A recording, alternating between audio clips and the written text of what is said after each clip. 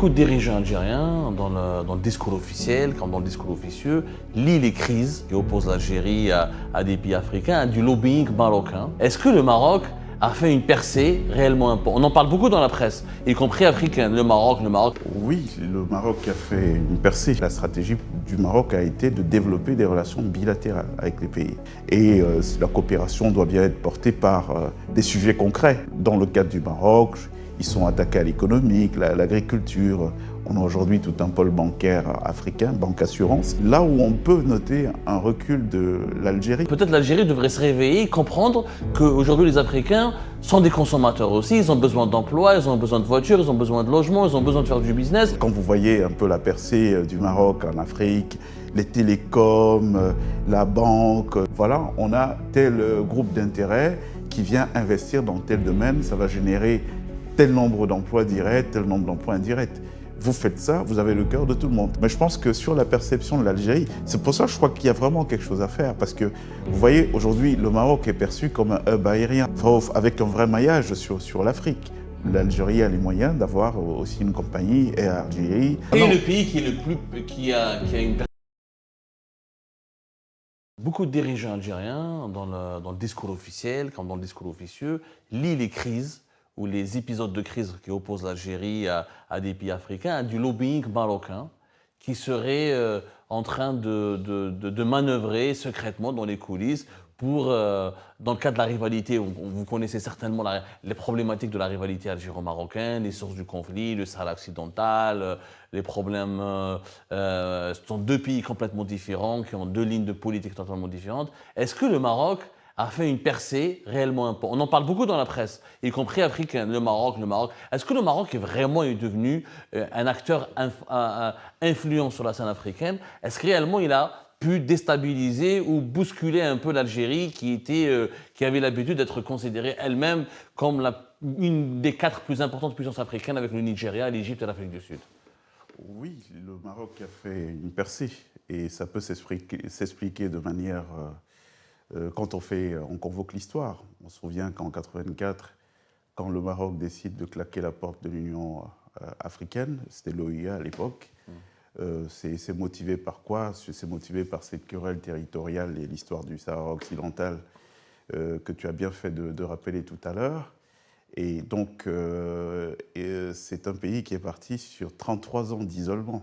Donc après, il fallait une stratégie pour ne pas être complètement écarté du jeu. La stratégie du Maroc a été de développer des relations bilatérales avec les pays, ce qui peut donc être considéré aujourd'hui comme une puissance de lobbying, savoir-faire, et que donc le bilatéral qui a été utilisé comme un levier avec un certain succès. Notre frère Makaïla parlait tout à l'heure de l'éducation, de ces bourses que l'Algérie a dû apporter. Effectivement, aujourd'hui on le voit, que c'est l'un des leviers aussi par lesquels on passe pour participer à la formation de la future élite des pays. Et c'est pour ça qu'on peut voir. Donc, sur la question de la prégnance du Maroc dans les pays d'Afrique subsaharienne, et je peux expliquer ça par ce problème conjoncturel, c'est-à-dire qu'en 1984, ils se retirent, mais ils ne peuvent pas rester complètement à l'écart, donc ils développent des relations B2B avec d'autres États africains. Et la coopération doit bien être portée par des sujets concrets. Et dans le cadre du Maroc, ils sont attaqués à l'économique, l'agriculture. On a aujourd'hui tout un pôle bancaire africain, banque assurance, qui a émergé et qui bat pavillon. Donc ils sont allés sur ces questions pratiques. Là où on peut noter un recul de l'Algérie, parce que l'Algérie elle a joué un rôle déterminant dans la période de décolonisation, en se positionnant notamment sur toutes les questions qu'on a évoquées tout à l'heure, mais je ne sais pas à quoi c'est lié ces dernières années, en tout cas ces dernières décennies. Elle est un tout petit peu absente de l'économie au moment où aujourd'hui en Afrique, il y a une vraie demande sociale, on a beaucoup de pays qui sont paupérisés et qui sont en attente de solutions concrètes. Alors Makaïla, le Maroc.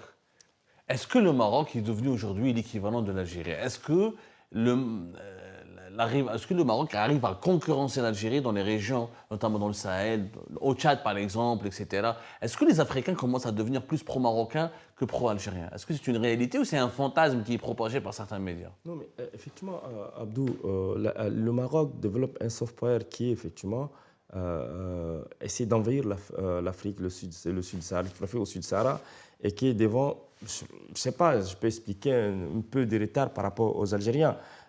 Quand on voit un peu, quand toi tu as été à Dakar avec moi, quand tu vois la présence, effectivement, l'avenue Mohamed V ou Mohamed VI à Dakar, quand tu vois un peu la présence des Marocains à Abidjan, etc., montre effectivement qu'ils ont commencé à prendre de l'avance sur l'Algérie. Alors qu'on a l'impression que l'Algérie, dans les années 60, était quand même beaucoup plutôt présente par des moyens financiers, par une présence diplomatique et politique. Mais ces derniers temps, on a l'impression que, soit pour une stratégie locale propre aux Algériens qui ont voulu pas du tout être présents sur le continent africain, notamment de l'Afrique centrale jusqu'au Sahel, ou bien c'est une stratégie de voir comment les Marocains vont pénétrer le marché africain. Et c'est ce à quoi nous assistons. Mais toujours est-il que moi, j'ai remarqué, que ce soit en Djamena, à Bamako, à Dakar ou un peu partout, la présence de l'ambassade algérienne ou bien des ambassades algériennes et des investisseurs algériens existe, mais de moindres poids par rapport aux Marocains. Et là, c'est ce que nous avons toujours tendance à demander effectivement à l'Algérie, pourquoi ces reculs par rapport au Maroc. Est-ce que le Maroc a changé une stratégie beaucoup plus agressive, diplomatiquement parlant, pour envahir, pour effectivement être plus dominant sur le terrain, ou bien c'est un choix que l'Algérie lui-même... Ça, je pense qu'il y a une question qui mérite d'être posée plutôt au ministre algérien des Affaires étrangères, qui a un observateur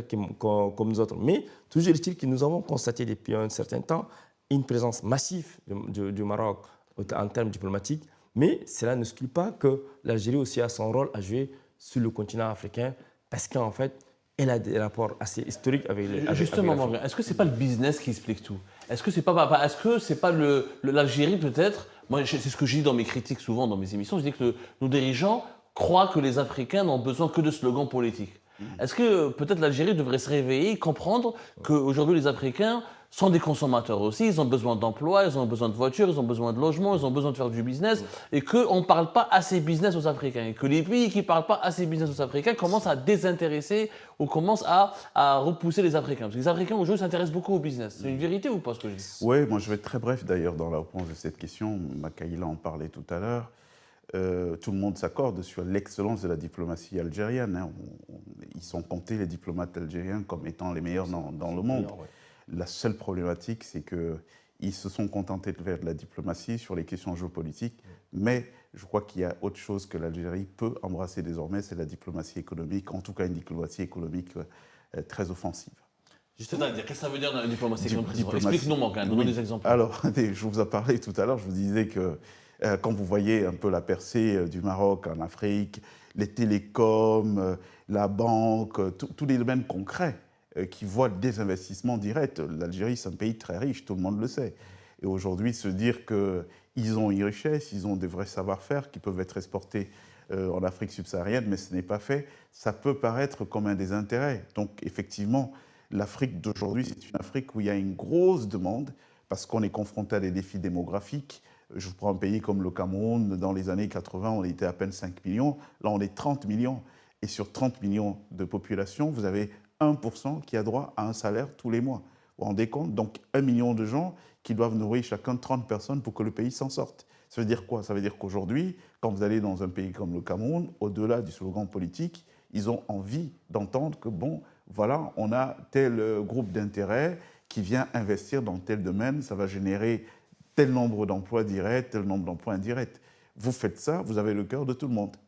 Alors, justement, on va prendre cas par cas, Makaïla. Au Tchad, par exemple, est-ce que c'est la jeunesse tchadienne, par exemple? Quel est le pays le plus présent sur le terrain? Le Maroc ou l'Algérie, honnêtement? Écoutez, quels sont les intérêts qui se développent le plus en ce moment au Tchad? Moi, pour le moment, au Tchad, moi, je pense que les deux pays s'équivalent sur le terrain diplomatique et sur le terrain, mais pas sur le terrain économique. Parce qu'en fait, tout ce qui est bien, etc., ne sont pas acheminés depuis le Maroc ni depuis l'Algérie vers le Tchad. Et c'est ça qu'ils sont restés dans un cadre plutôt politique que dans un cadre économique. Or, aujourd'hui, l'économie, les gens disent souvent, les économistes disent, faites-moi de la bonne politique, je vous ferai de la bonne économie. Les Algériens, au lieu d'effectivement effectivement exploiter ces terrains vides, tu l'as évoqué tout à l'heure, les Africains ont besoin, les pays au sud du Sahara ont besoin de logements, ont besoin effectivement des voitures. Les Algériens ont une technologie de pointe, ils peuvent quand même transférer effectivement la technologie dans ces pays, implanter. Et tu as évoqué la question de la bancarisation du continent à travers le Maroc.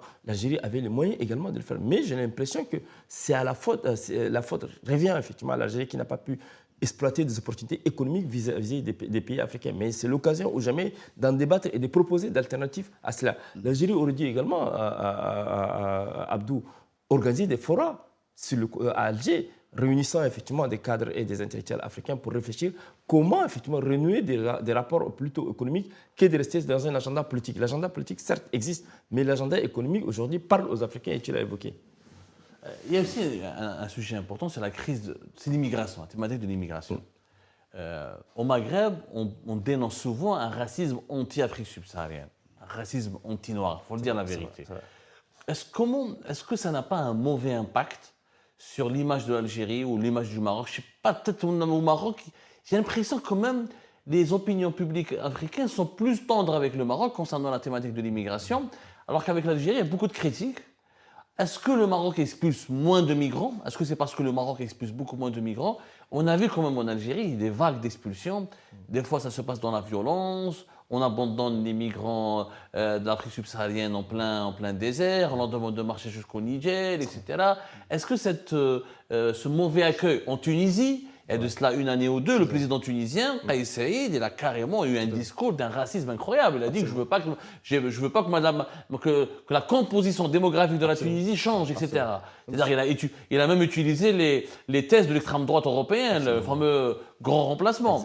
Est-ce que ce Maghreb-là, qui nargue un petit peu l'Afrique subsaharienne, qui des fois la renvoie toujours avec un discours de haine, un discours de racisme, de xénophobie. Est-ce que ce n'est pas une erreur stratégique, ça aussi, qui aggrave le fossé des incompréhensions entre les pays maghrébins, notamment l'Algérie, et les pays de l'Afrique subsaharienne?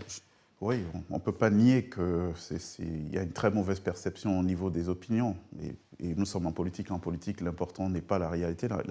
L'important, c'est la perception que les gens ont des réalités. C'est très mal vécu, sachant que le problème de l'immigration clandestine obéit d'abord à un drame social que vivent des populations, un drame humain, social. Vous avez des gens, c'est pas de gaieté de cœur qu'on quitte son pays, qu'on va braver la mer, alors parfois on ne sait même pas nager, on n'a jamais nagé dans une piscine, qu'on affronte le désert, qu'on connaissait que dans les livres d'histoire.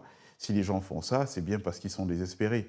Et donc de savoir pour les familles qui fondent parfois des espoirs sur des parcours comme ceux-là, qu'aux portes de l'Europe, ils sont rembarrés, peut-être violemment, les gens meurent, effectivement que ça ne contribue pas à améliorer le soft power. On est d'accord à ce niveau. Mais je pense que sur la perception de l'Algérie, c'est pour ça que je crois qu'il y a vraiment quelque chose à faire. Parce que, vous voyez, aujourd'hui, le Maroc est perçu comme un hub aérien, avec un vrai maillage sur l'Afrique. L'Algérie a les moyens d'avoir aussi une compagnie Air Algérie, vraiment densifiée avec une vraie flotte, faisant aussi d'Alger le carrefour qu'il était hier. Parce qu'Alger était un véritable carrefour hier. Si les Mandela quittaient l'Afrique du Sud pour venir à Alger, ils sont nombreux, des gens qu'on peut citer comme ça, c'est bien parce que c'est un lieu. Mais tout ça peut être porté aussi par des éléments de souveraineté. Je parle de compagnie aérienne, faire d'Alger la capitale par laquelle on transite pour aller un peu partout. Même Kadhafi avait réussi à le faire avec Afriquia, à l'époque, en faisant des billets d'avion très accessibles, très démocratisés. Donc effectivement, il y a ça. Sur la perception, je suis d'accord avec vous que ça ne plaide pas beaucoup dans l'amélioration de la perception que les Africains peuvent avoir. Mais on est moins condamnant. Quel est le pays qui a une perception la plus positive entre l'Algérie et le Maroc en termes d'immigration? Le Maroc. Le Maroc, il est mieux perçu parce qu'il est considéré comme plus accueillant que l'Algérie en termes de... Au niveau des opinions, oui. Au niveau des opinions, le Maroc. La preuve, vous verrez beaucoup de démarches d'immigration, des démarches migratoires de subsahariens vers le Maroc.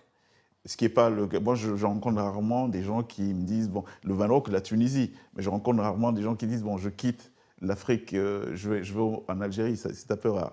Vous trouverez beaucoup plus des profils d'étudiants, par exemple, qui sont concentrés dans la région, en Kabylie, là-bas. Et puis, oui, le reste du temps, vous entendrez beaucoup parler du Maroc et puis de la Tunisie. Est-ce que Makaël, est-ce que tu es d'accord? Est-ce qu'au niveau de la problématique de l'immigrant, de l'accueil ou de la persécution, de mauvais accueil, des mauvais traitements, bon, la Libye, elle est à part. Le Tchad connaît bien la Libye est devenue un enfer pour les migrants subsahariens. On parle de cas d'esclavage, on parle de cas de traite carrément des êtres humains, etc. Mais entre l'Algérie et le Maroc, est-ce qu'il y a une perception plus positive à l'égard de l'Algérie ou plutôt à l'égard du Maroc? Mais Abdou, moi j'apprécie effectivement que tu aies soulevé cette question problématique qui est l'immigration irrégulière qui fait effectivement débat et qui lie effectivement l'Europe, le pays au sud du Sahara et avec le point de passage qui est le Maghreb. Et que le Maghreb est devenu un passage obligé pour ces migrants qui fuient effectivement la guerre civile, qui fuient le conflit politique. Et l'Algérie qui est un point de passage, et tu l'as évoqué tout à l'heure. Le fait de jeter des migrants au Sahara a milité en défaveur effectivement de l'image de l'Algérie et de sa réputation diplomatique, bien que nous autres qui sommes très lucides. Et je voudrais vous surprendre. Récemment, j'étais avec un Algérien qui me déposait à Paris. Il me dit effectivement, lui, il a employé à Alger, enfin, c'est pas Alger, autour d'Alger, des migrants avec lesquels il les a employés. Il les traite bien. Et là, ça contraste avec ce que certains pensent que le Maroc. Mais on a l'impression qu'effectivement, l'Algérie, en expulsant des migrants vers le Sahara et sans que la société civile algérienne soit dynamique et soit alertée, ça pose effectivement problème à son image. Donc moi, je pense que la perception, effectivement, les gens pensent qu'on entend rarement que des Marocains aient expulsé vers le Sahara des migrants. Mais par contre, en 2005, je pense, les Marocains avaient effectivement expulsé des migrants qui tentaient d'aller en Espagne. Mais ça fait effectivement un tollé au niveau de l'Afrique. Et peut-être cela a été très mal perçu par les Africains. Et ça a permis aux Marocains de changer leur méthode d'accueil ou bien de laisser passer les migrants vers l'Europe. Maintenant, je pense que ces débats qui nous réunissent aujourd'hui permettent effectivement aux Algériens et à la diplomatie algérienne de réapproprier effectivement cette problématique et de faire en sorte que l'accueil et l'amélioration des personnes migrantes doit être quand même une des causes qui doivent être quand même modifiées, améliorées pour permettre effectivement de soigner l'image de l'Algérie. Et tu l'as évoqué, effectivement, j'ai vécu en Tunisie. Effectivement, la Tunisie, à travers Kais Saïd, elle nous a surpris. Et vous savez très bien que le nom même de l'Afrique, la Tunisie portait même le nom de l'Afrique, Ifriqiya. Ifriqiya, en fait, c'est à partir de la Tunisie qu'on a donné le nom à l'Afrique. Donc les Africains, quand ils sont en Tunisie, ils doivent se sentir chez eux. Mais on a l'impression que les nouvelles autorités tunisiennes n'ont pas quand même fait preuve de bon sens en accueillant des migrants. Maintenant, pour revenir sur la question algérienne, je pense que l'Algérie a encore une chance parce qu'en fait, ces derniers temps, on a constaté que les expulsions ont diminué entre l'Algérie et le Sahara au nord, effectivement, au nord du Niger et au nord du Mali. Donc, c'est dû au fait, effectivement, à ce travail de sensibilisation des médias et de la société civile qui essaient de faire comprendre, effectivement, à la politique algérienne sur la question migratoire qu'il faut absolument que l'accueil doit être amélioré et que les conditions, effectivement, de transit soient des conditions humaines. Et ben voilà les amis, c'est la fin de cette vidéo. Je vous remercie comme d'habitude pour avoir suivi jusqu'à la fin. N'oubliez pas de nous laisser vos commentaires et vos réactions sur le sujet de cette vidéo et de vous abonner à la chaîne si vous n'êtes pas encore abonné. Donc voilà, je vous remercie encore une fois pour votre soutien et pour les discussions que vous menez dans la section des commentaires. C'est vraiment très intéressant. Et je tiens surtout à vous demander juste de respecter un petit peu le cadre des discussions et de ne pas verser dans l'animosité, et dans l'insulte ou dans la calomnie. Donc voilà, merci beaucoup et à la prochaine dans une nouvelle vidéo. Au revoir.